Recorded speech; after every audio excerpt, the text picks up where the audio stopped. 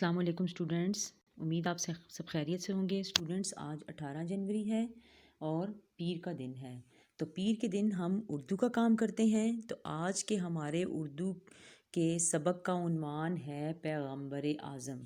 آج ہم لوگوں نے نیو لیسن سٹارٹ کرنا ہے، پیغمبر اعظم ہے ہمارے لیسن کا نام، اور آج ہم لوگوں نے اس لیسن کی پڑھائی کرنی ہے، ٹھیک ہے نا؟ اور پھر آپ لوگوں نے یہی ریڈنگ جو ہے مجھے آپ لوگوں نے وائس ریکارڈنگ میں سینڈ کرنی ہے، اور پھر میں آپ کو مارکس دوں گی، ٹھیک ہے نا؟ اس کے مارکس ہیں، اوکے؟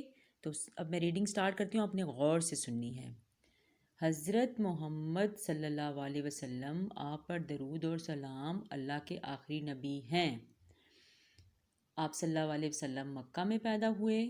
آپ کی والدہ نے آپ صلی اللہ علیہ وسلم کا نام احمد رکھا، جبکہ دادا نے آپ صلی اللہ علیہ وسلم کو محمد، آپ صلی اللہ علیہ وسلم پر درود اور سلام کے نام سے پکارا، جس کا مطلب ہے کہ وہ شخص جس کی تعریف کی گئی ہو۔ آپ صلی اللہ علیہ وسلم کے دادا حضرت عبد المطلب کو عرب کے بہت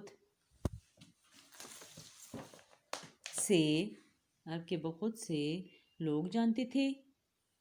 حضرت عبد المطلب کے بیٹے کا نام حضرت عبداللہ تھا، جو حضرت محمد صلی اللہ علیہ وسلم آپ صلی اللہ علیہ وسلم پر درود اور سلام کے والد تھے۔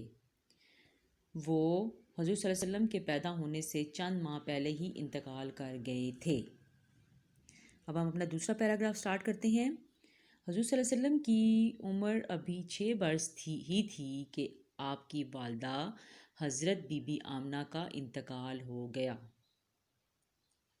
تب آپ صلی اللہ علیہ وسلم کے دادا حضرت عبد المطلب نے آپ صلی اللہ علیہ وسلم کی پرورش کا ذمہ لیا۔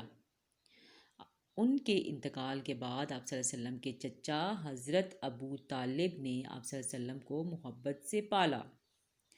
پیراگراف نمبر 3 سٹارٹ ہو رہا ہے اب۔ اللہ کے پیارے نبی حضرت محمد صلی اللہ علیہ وسلم ہمیشہ سچ بولتے، کبھی کسی سے اونچی آواز میں بات نہ کرتے، کبھی لڑائی جھگڑا نہ کرتے، اور کبھی کوئی غلط بات منہ سے نہ نکالتے۔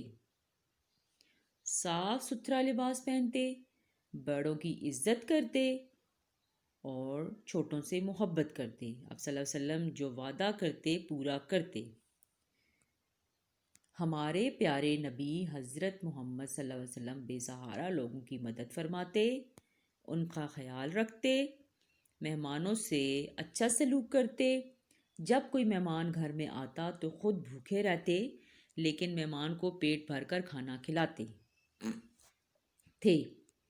راتوں کو اٹھ کر مہمانوں کی دیکھ بھال کرتے اور دیکھتے کہ ان کو کوئی تکلیف تو نہیں ہے۔ حضور پاک صلی اللہ علیہ وسلم ہمسایوں کی خبر گیری کرتے، ان کو تحفے بھیجتے اور ان کا حق پورا کرنے کی تاکید فرماتے۔ ایک دن صحابہ رضی اللہ تعالیٰ عنہ کی محفل میں بیٹھے ہوئے تھے کہ آپ صلی اللہ علیہ وسلم نے فرمایا،